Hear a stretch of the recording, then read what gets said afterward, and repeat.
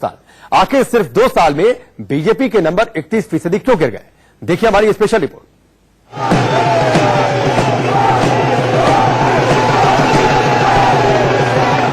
क्या से क्या हो गए देखते देखते, सोच था उन पे वो कितने मासूम थे। क्या से क्या हो गए देखते देखते। वाकई क्या से क्या हो गया? दुनिया की सबसे बड़ी पार्टी बीजेपी महज 2 साल में कहां से कहां पहुंच गई। साल 2017 में देश के नक्शे में इस कदर छाया था भगवा। तब भारत के 71% हिस्से पर था बीजेपी का कब्जा। लेकिन 2019 का नक्शा ये है, अब महज 40% राज्यों में सिमट गई है बीजेपी। बीजेपी के हिस्से में इस वक्त 4 बड़े राज्य हैं, यूपी, बिहार, गुजरात और कर्नाटक। इनमें से यूपी को अगर हटा दें तो बीजेपी सबसे बड़ी पार्टी की हैसियत से भी हटती हुई दिखती है। अब अगला चुनाव दिल्ली का है, जहां मुकाबला टाइट है, और झारखंड में फाइट 50-50 है। मतलब एक और राज्य जहां पर खतरा मंडरा रहा है और बीजेपी के लिए खतरे की घंटी बज रही है। एक वक्त था कि मोदी की आंधी आई और तमाम पार्टियां उस तूफान में ताश के पत्ते की तरह उड़ गई। लगा अच्छे दिन आ गए। उनके बुरे दिन आना बड़ा स्वाभाविक है। उनके बुरे दिन आना बड़ा स्वाभाविक है, और इसलिए वो जरा ज्यादा चीख रहे हैं। भाइयों बहनों, ये जिन लोगों ने देश को लूटा है, उनके अच्छे दिन की गारंटी मैंने नहीं दी थी, और इसलिए उनके तो बुरे दिन और बुरे दिन आने वाले हैं, क्योंकि यह देश लूटने नहीं दिया जाएगा। यहां से बीजेपी का चाल, चरित्र और चेहरा बदला। मोदी और शाह की जोड़ी ने देश में कमल खिलाने का जो सिलसिला शुरू किया, वो साल दर साल बढ़ता चला गया। 2014 में लोकसभा चुनाव के बाद बीजेपी को पहली जीत महाराष्ट्र में मिली, जहां शिवसेना के साथ नाराजगी के बाद गठबंधन की सरकार बनी। फिर हरियाणा, झारखंड, जम्मू कश्मीर, हिमाचल प्रदेश, उत्तराखंड, उत्तर प्रदेश और छत्तीसगढ़ होते हुए 2018 तक बीजेपी का 21 राज्यों पर कब्जा हो गया। कहीं बीजेपी की पूर्ण बहुमत की सरकार बनी तो कहीं सहयोगियों के साथ सरकार बनी। लेकिन दक्षिण भारत को छोड़कर पूरे देश में केवल भगवा रंग छा गया। देश में नारा गूंजने लगा, मोदी है तो मुमकिन है, और अमित शाह को सियासत का सबसे बड़ा चाणक्य कहा जाने लगा। और बीजेपी का संकल्प था कांग्रेस मुक्त भारत।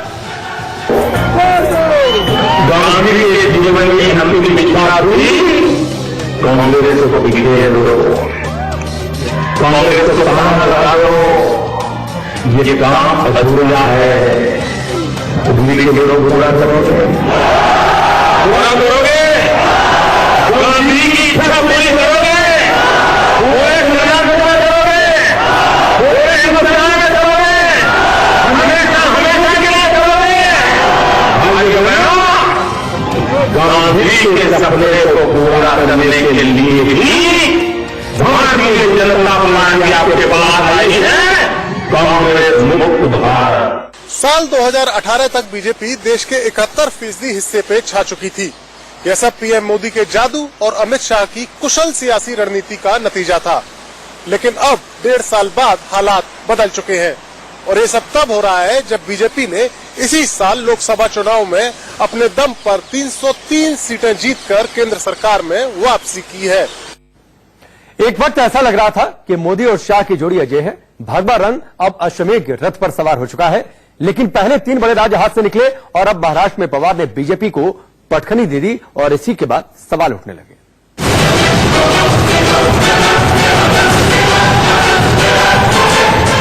ये हालात तब है जब जम्मू कश्मीर से धारा 370 हटा दी गई और अयोध्या में राम मंदिर के लिए रास्ता साफ हो चुका है। चलिए आपको ग्राफिक्स के जरिए समझाते हैं कि 2018 से 2019 में बीजेपी ने क्या खोया और कैसे ये आंकड़े बीजेपी के लिए खतरे की घंटी बजा रहे हैं। साल 2018 में बीजेपी शासित 21 राज्य थे। देश की करीब 71% आबादी पर बीजेपी का शासन था। लेकिन 2018 में हार का सिलसिला शुरू हुआ। शुरुआत बीजेपी का गढ़ कहे जाने वाले मध्य प्रदेश, छत्तीसगढ़ और राजस्थान से हुई। 2019 आते आते बीजेपी की 17 राज्यों में सरकार बची है। 71% आबादी से घटकर बीजेपी का शासन अब केवल करीब 40% आबादी तक सीमित हो गया। क्योंकि आपको मालूम है कि जो हमारी आर्थिक स्थिति है, मतलब कि सेंसस में एक तो हम्प है और इकोनॉमी में स्लम्प है। तो जैसे इकोनॉमी नीचे जा रही है वैसे इनकी पॉलिटिक्स भी नीचे जा रही है। ठीक है ना, जो 75% लोगों के ऊपर ये राज करते थे। अभी देखिए इनके प्रदेश देख लीजिए, शायद ही 2 ही प्रदेश हैं जहां इनकी सत्ता पूर्ण तरीके से है, एक उत्तर प्रदेश और गुजरात। बाकी जो नॉर्थ ईस्ट स्टेट्स हैं वहां तो इन्होंने सत्ता को खोया, मतलब के सत्ता का कब्जा किया, लेकिन 2 ही प्रदेश रह गए। यूपी को छोड़कर देश के किसी भी बड़े राज्य में बीजेपी की सरकार नहीं बची है। बीजेपी के अपने ही गढ़ उसके हाथ से निकल चुके हैं। ऐसे में सवाल ये कि केंद्र की राजनीति में हिट रही बीजेपी राज्यों की राजनीति में फेल कैसे हो रही है? क्या बीजेपी ने अपने क्षेत्रीय नेताओं को मजबूत नहीं किया? जरूर कुछ समय तक लोगों को प्रभावित कर सकते हैं, लेकिन जब असलियत सामने आती तो यही होता है। 78% पहले जगह पे भारतीय जनता पार्टी या सहयोगी दलों का शासन था, वो घट के 40% के आसपास रह गई है और धीरे धीरे ये सब चला जाएगा। बीजेपी में ये क्या हुआ, कैसे हुआ, सवाल मोदी और शाह की जोड़ी पर भी उठ रहे हैं। कहा जाता है कि मोदी और शाह की जोड़ी ने दूसरी पंक्ति के नेताओं को पनपने ही नहीं दिया। अब तो ठीक है, अभी ये तो राजनीति में आगे पीछे होता ही है। मतलब अभी जो हुआ तो हुआ, उसके लिए कोई नहीं है दवा। मतलब जो लोग अभी शिवसेना हमको छोड़ कर गई है और अभी बीजेपी के पास क्लियर मेजोरिटी है, एनडीए के लिए कोई प्रॉब्लम है नहीं है। लेकिन अभी ये राजनीति में थोड़ा ऊपर नीचे आगे पीछे होते रहता है, तो इसके लिए हमें कोई चिंता नहीं है। और भी मतलब अगले बार 2024 में और भी सीटें बढ़ाने की कोशिश हमारी होगी, लेकिन अभी तो फिलहाल जो भी हुआ है ये तो हो चुका है।